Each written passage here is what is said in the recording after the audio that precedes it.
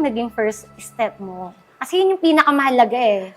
Yung first step is, of course, to build the group, the training group. Kasi sa ginagawa natin sa direct selling or MLM business, usually kasi ang common na problem is paano matututo yung isang tao na hindi pa magaling. So yun yung una namin sinimulan. We created a training group and we provided trainings. Para pagpasok ng bagong member, bagong ambassador, lahat ready na sa kanila kahit zero knowledge nila sa pag-start ng negosyo.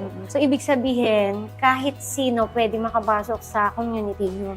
Yes, wala talaga siyang qualification. Like, as long as you wanted na matupad yung pangarap mo, as long as you're looking for an opportunity, you want to do online business, even from the scratch. Hindi nga from the scratch kasi we provided everything eh. Pwede ka talagang makasimula. Pinaka sinasabi namin whenever we do our nesting or yung orientation namin for a new ambassador, even though you are professional outside, boss ka dito, pagdating sa loob, pantay-pantay tayo para maka-absorb ka ng bagong knowledge and adapt sa system ng community. Kasi proven na yung system. So, hindi mo na kailangan mag-reinvent ng wheel. Parang ganun siya. Well, ini-interview kita, parang na-amaze ako kasi parehas tayong pinanggalingan, ano? Yes. So, alam naman natin yung the usual way na ginagawa natin to convince people. Pero ang nakita ko na ginawa mo is ano yung kailangan muna.